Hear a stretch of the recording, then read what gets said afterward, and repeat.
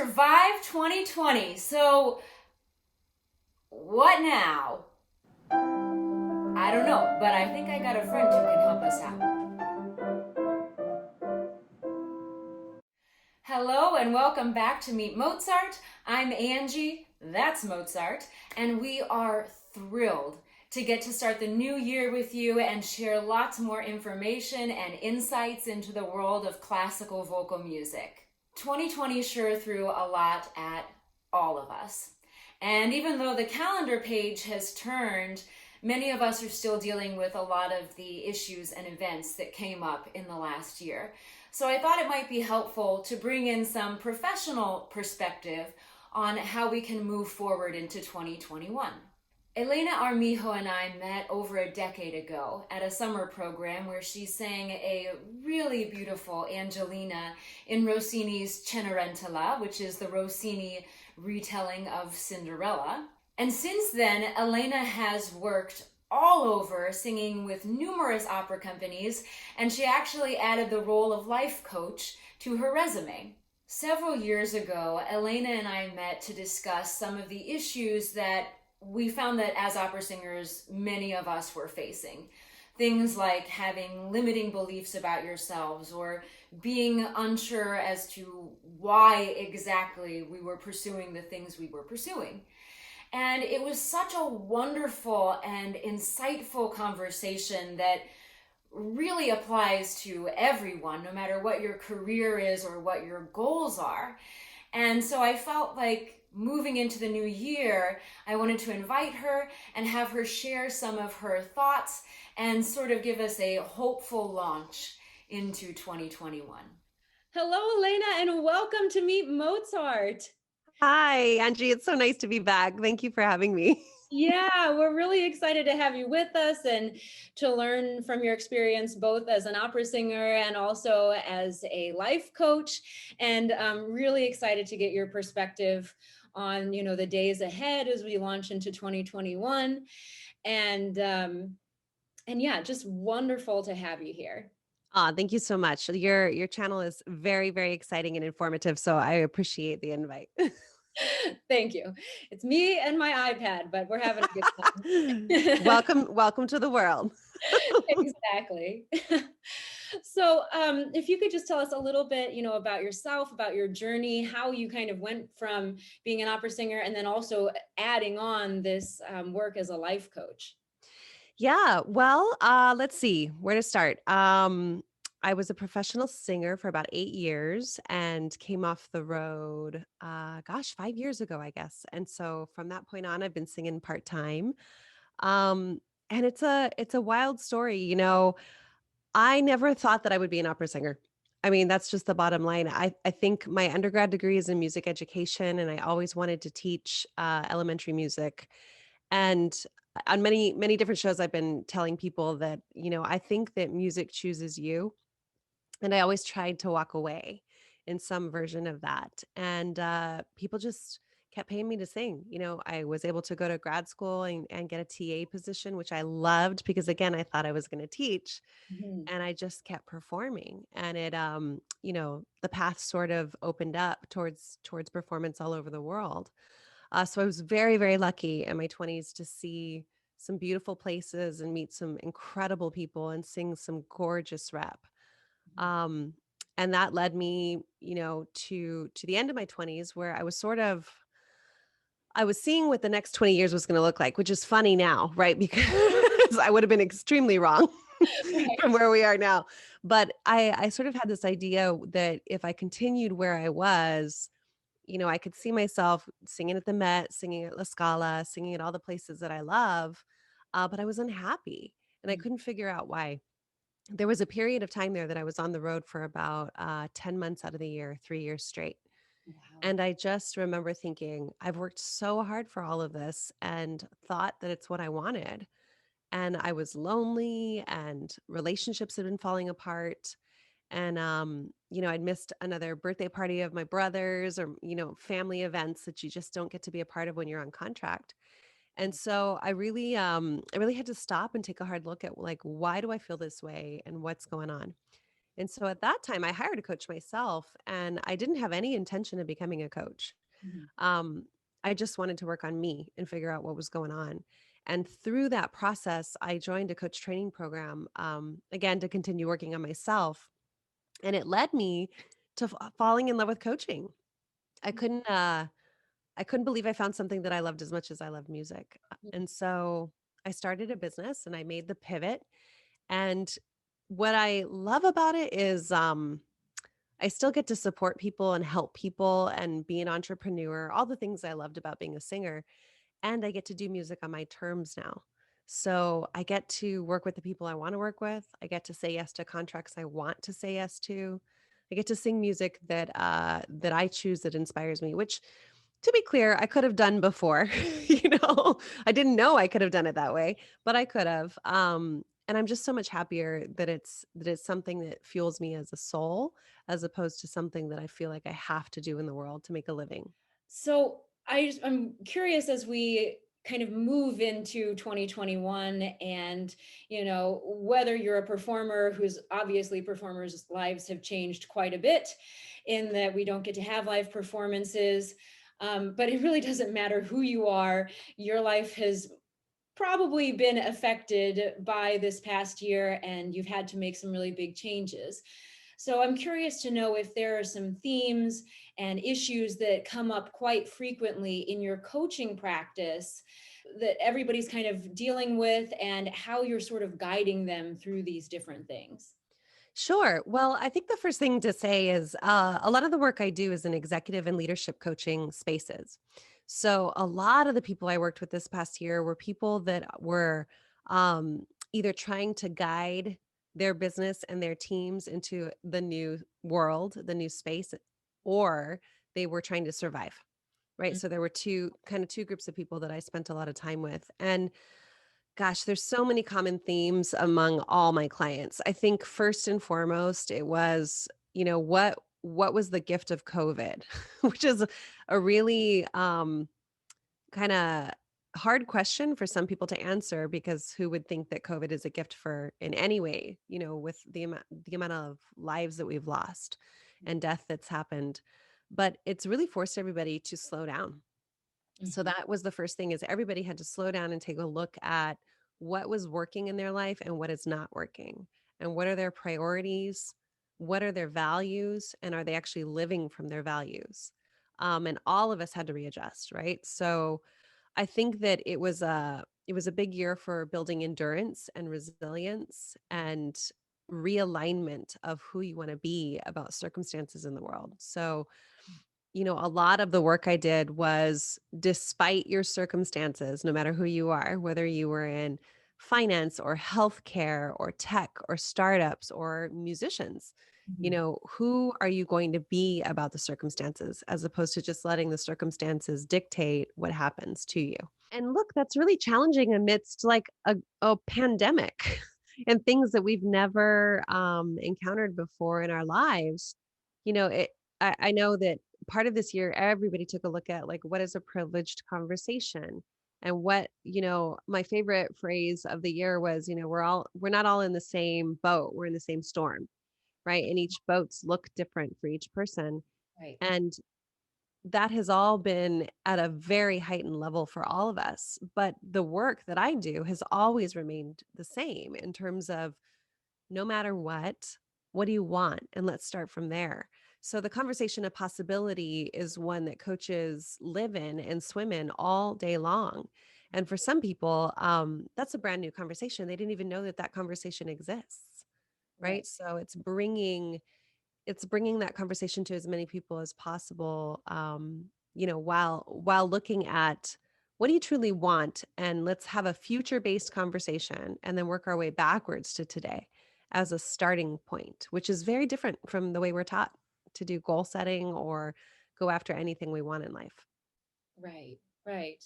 What are the biggest challenges that you have with people when you start working with them in that way? Like what are their kind of resistances and how do you work through that? Well, let's see. I think one of the biggest pieces of resistance is letting go of control. Because even though we get to declare what we want and who we be about it, we don't get to control anything. all we get is choice about who we be. And I keep saying that phrase and it's really coachy, but it's like in the moment, who do I want to be as a person showing up about these things? Do I want to be the person that suffers through my life that says, well, this is the way the cookie crumbles, so I better just like, you know, put on my hard work hat and go through the world. And not that that's bad, but there's a certain level of suffering, or this is just the way it is, right? So the conversations I have are more about, and who will you be about it if you are in charge of the way your life goes from being outside of control. So a lot of it, I guess, is just releasing control and resistance to that you actually have a choice. Some people will fight the fact that they have a choice and who they be about things. That's number one. And then I think another big one is it's hard to look at your current circumstances and not want to create a fix inside of the current problem. So, you know, some of my clients come and they're like, I don't have enough money to pay my employees next month. What do I do about it? And it's very tempting to start from that place and then create a plan as opposed to, okay, hold on.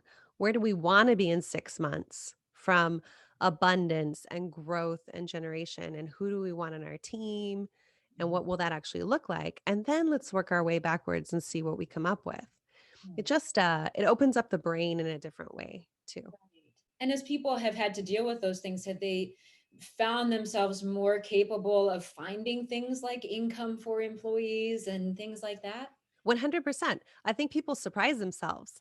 That's the thing is we make this plan and a lot of people are like, this is a magical made up plan, which in some ways it is, right? Right. It's manifestation and it's declaring what you want, which is very scary because we're not always sure we're going to get it. But 90% of the time, my clients look back and go, oh my gosh, I didn't think that was possible. I didn't know how I was going to get there, but I said that's what I wanted. And then we just did a whole bunch of action, seeing what would actually move things forward. So oftentimes I think people are very surprised about how choice can influence where you're going and how we get there. Yeah, I think this whole pandemic has really been an exercise, in so many ways for, like you said, like all the things that are so out of our control. We don't realize how much we depend on like these little day-to-day things to be exactly the way they need to be to kind of give us a baseline for that control. And in so many ways, like the very essentials of what it was to live day to day, even that rug got pulled out from under us. 100%. And I think the thing that I also love about this that so the other thing I've been working on with my clients is well-being, which is kind of what you're speaking to, Mhm. because it's not only about creating your future, but it's also how will you take care of yourself right now? And for some days are better than others for people, right? And all of it is welcome and okay. So it's sort of getting to a place where you can be okay with some days I need to be in bed all day. And some days I need to just sit and read and take a bath and not work. Some days I need to work 10 hours because that will actually fuel me and source me as as a creative individual. But I think that that has also been a gift this year of COVID is it's actually making you ask the question, which before we could have just gotten by on things, taking care of yourself as a luxury or yeah, when I have time, right? I'll work out or I'll eat well or I'll rest well. And I don't know about you, Angie, but in order to get through this year, I have had to completely redefine what that means and be okay with whatever I need in the moment. In going back to kind of, the people who are in the arts industries and things like that, there are so many things that we kind of have to have, before the pandemic, that we had to have, like being kind of our own bosses and making goals and going after them because no one else is going to do it for you, and believing that you have something of value to offer that makes you keep going out there and getting those things. And I just wonder, how many of those things could be helpful things to keep in mind, even for people that aren't performers. There's a lot of people now that are probably going into job hunting and having to face interviews and sending in applications and things like that. And how do you get through that as we go into this next year? Yeah, well, it's great. I mean, I think what you're speaking to is a little bit of a believing in yourself or belief in self and getting out there. And one of the first things that I would say is, consider that you are not your job, whatever your job is. So my worth is not dependent on how good of a coach I am or how good of a singer I am. And I think oftentimes, especially in the American culture, we collapse our identity with our job, Right. and it's not true. You are completely separate from your job, and I think that's the work to start doing at the very beginning for belief in self, is to realize that, you know, you're a human being, and just by nature of being born and being on this earth, you are a miracle and a beautiful piece of life. And even if you one of the analogies I use with my clients all the time is, if you were to sit on a porch in the middle of the countryside and drink coffee every day and do nothing for the rest of your life, you would still be incredibly valued and valuable to humanity and have presence and being here on earth. And so I think that that's the first place to get to with people, is realizing that you are not your job. Because as long as you tie your identity to your job, you will always fight the demon of I'm not good enough or I don't have enough belief in myself. So that would be the first thing that I would look at with a client. And then the second thing is are you actually setting yourself up with support structures that will have you um practice not believing those limiting beliefs that we grow up with, because everybody has them. I have them. I have imposter syndrome, I have I'm not good enough. Those are never going to go away. They're part of being a human being, and it's how you grew up. So, it's really about practicing, choosing outside of those beliefs instead of making them go away forever.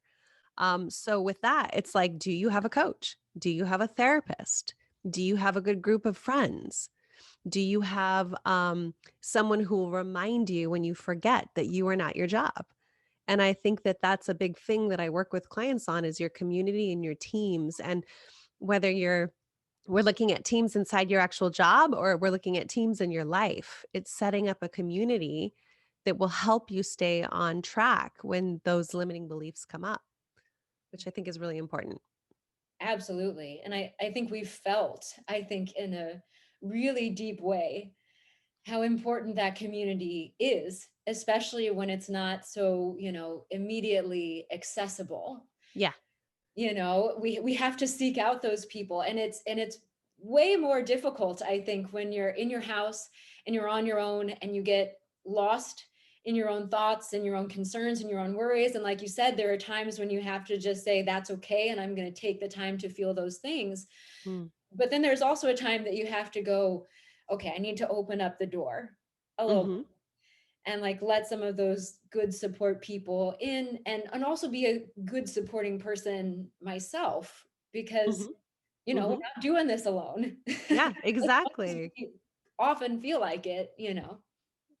Especially now, right? When it's isolation, it's tempting to just burrow into that as opposed to realizing that no, we actually still have to connect to get the support we need. Right. So as we come out of the pandemic and are kind of looking towards the future, and I know we're still here, and if that future may not be right around the corner, but it seems to be heading in that direction. What are, if you could give like a top three of advice moving forward into the new year, what would it be? I think it would be more of the same, which is continue to take care of yourself and ask yourself what you need. I think right now it's extremely important to ask that question, but it was always important. And, this is the gift of this time, is to slow down and continue every day to say, what do I need? And if you lived your life that way for the rest of your life, how magical. Getting your needs met on purpose, because then you're actually going to generate what you want in your life from that place, as opposed to operating on, zero battery all the time. So that would be the first thing that I would say, is continue to ask for what you need and get it, whether it's emotionally or mentally or spiritually, any of that. The second thing is, continue to dream and make plans. Even amidst, the hardest time of your life, there have been some beautiful things that have been created this year. I mean, look at what's happening to the opera industry. It's having to reinvent. We've been talking about reinvention in opera for years, and here we are on the precipice of seeing this happen, that people are actually open to the idea and trying new things out there. So, uh, don't forget that there is power in dreaming and manifestation, from, again, who you are and what you want. And the third thing I would say is, have some fun. I don't know. Maybe this is directed more towards me than anybody else in the world, but it's like, remember that part of being here on this journey in this world is to experience your life. So whatever that means for you, what are you here to experience? It's not just about what are you here to create, but while you're creating it and you're on the journey, what do you want to experience? And for me, that's fun. Mm. It's fun, it's play, it's adventure. It's the things that, when I get too serious about what I'm creating in the world, I forget that that's what it's all about for me. And I have it that that's different for every single person. But if you can ask yourself what it is you want to experience, practice that. Mhm. Those are the three things I'd give you. That's perfect. That's all we needed. I don't know, but but it's where I'm starting.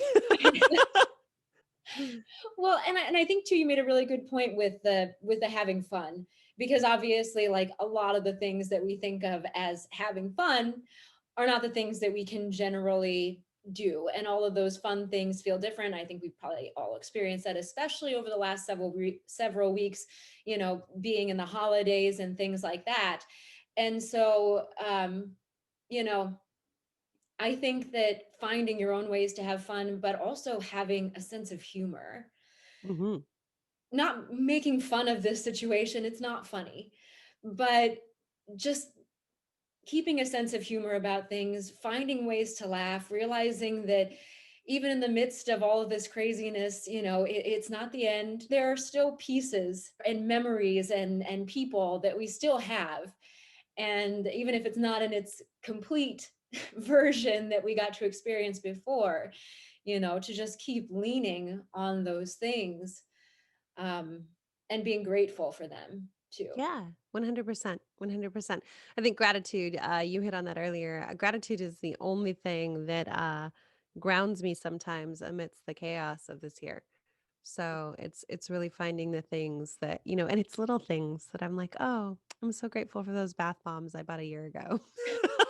you know, or I'm so grateful. I shared this with you earlier on, when we were getting ready for the call. I'm so grateful we have heat and hot water, and that we're all safe and we're all healthy. And yeah, it really brings you back to the center really quickly when you can look at it from that lens. Right. Absolutely. And those things are there all the time, Hmm. but yeah, and I think maybe that's something to touch on is, because I feel like gratitude is a big way of getting through this, but how does one sort of, and you see these little memes about, like, gratitude is how you look at things, and if you train yourself to see the things that you feel thankful for, you see them everywhere, even in the midst of darker times. So, as a life coach, what would be your advice for sort of building a gratitude practice so we can kind of change our outlook? Well, I think it's exactly that. It's practice. I mean, look, I am not Pollyanna over here. Gratitude does not come easy to me. Okay. For a long time, I had a lot of judgments around those practices, and I probably still do, if I'm being honest, in terms of myself. And it's a practice. I mean, I resisted meditation work for a very, very long time because, well, mainly because I had to be with myself. Mm. Right. So the more that I've gotten into meditation and the more that I really look, like you said, for three things to be grateful for, twice a day, that to me is a practice. Some days are easier than others. Some days I'm pretty, low and angry at the world, and it's like I'm just grateful that I'm alive and that I'm here. And other days, I find 25 things to be grateful for. So I don't think there's any right or wrong way to do this other than just having your attention on it and trying. Right. Try it out. Right. And some days will be better than others, and that's okay.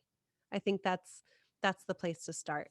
Once again, bringing things back into opera, you had mentioned, that for years, opera has been feeling like we need to kind of recreate ourselves in many ways, and a lot of opera companies have been trying to do that in a lot of different ways, some that were Mhm. successful and some not so much. And I'm just curious, what is your opinion on kind of the opera world moving forward, and what kind of things are you hoping come out of this? You know, let's see. I have a lot of hopes for it coming out of this. I think that my biggest hope is that we have a wider reach. Before it was either if you lived near an opera house or you could afford to go see an opera, or if you happen to see something on TV, right? Like a live stream or something like that. And now everybody's at home and everybody's looking to do something online like this. So my hope is that the world sees more of it and that there's more education going on. That's number one. Number two, I love, love, love, love, love all of the new music coming out from composers all over the world about the world. To me, opera has always been a place to be edgy and to say something to the world and to speak from politics or to what's going on. I mean, all of it was created in a time when people were, living on the edge with what they were saying to people in the world. I still think that that's powerful. So I'm excited for more of that to come out. Do I think opera is dead? Absolutely not. I don't think it's ever going to die. I don't think that music like that dies. I just think that music can always be in creation and flow, but it is going to require people, thinking differently and outside the box. So those are my two hopes. And I certainly hope we get it to be in person again, because obviously one of my favorite things is to be live and hear the vibrations and sounds that singers create that can be a part of your body. And I think that's a real missing, is to be, in creation with your colleagues on stage making a bunch of sound. Right. Yeah. So I know that will come back eventually too, but we'll get there. But I hope that it's really shaken up the industry enough to have people create from a different place. Elena, what kind of things are you doing musically to keep yourself engaged during this time? Oh my gosh. Well, I still try to sing every day. Obviously, and some days are better than others on that. But I love a good warm up no matter what, even if I'm just coaching all day long. The other thing I'm doing is I'm creating more projects. So my big one that I'm looking at releasing, I don't exactly know when we're gonna release it yet. I think it'll probably be around March, but is a lullaby project. So I'm going to create a lullaby CD. Well, I guess you call it a CD. It's an album. It's not really going to be a CD. It'll be online. I'm dating myself. But a lullaby album with Aaron, my partner. We're going to produce it together and work with other musicians that I love and adore and just put up some great lullabies. So that's what I'm going to be doing. That sounds beautiful. I like Yeah. that idea. Yeah. I love it, and it's gonna just be an expression of our love in the world, so I'm excited to create it. That's so wonderful. Yeah, Well, best of luck on all thank of you. that. I'm sure Thank it's going you. to be beautiful, and let me know when it's coming. I will, I will. I will let you know. Well, is there anything else you wanted to, any final remarks or things that we didn't get to? No, Angie, I think just thank you. Thank you for doing this, during a weird time in the world and starting this beautiful channel, and, you're such a light, so thank you for being education and resources for people and putting this out there. It's such a joy to be with you. Thank you. I'm so glad that you were able to join us. I've loved, our conversations in the past, and I feel like every time we talk, I learn something new about the world. And Me too, with you. Always. so I'm so grateful. Um, it's been really wonderful hearing your perspective on all of this. And again, both as an opera singer and also as a life coach. And I think, it's such an opportunity for us to learn from each other and grow. And I hope we get to see each other again soon, in person, maybe next time. Yes, hopefully. Thank you, Angie. All right. Thank you. Thank you all so much for watching. I hope you enjoyed our little conversation. If you did, please be sure to like, comment, subscribe, push all the fun buttons, including the little bell on the side, which will notify you to new videos. And we will see you next time.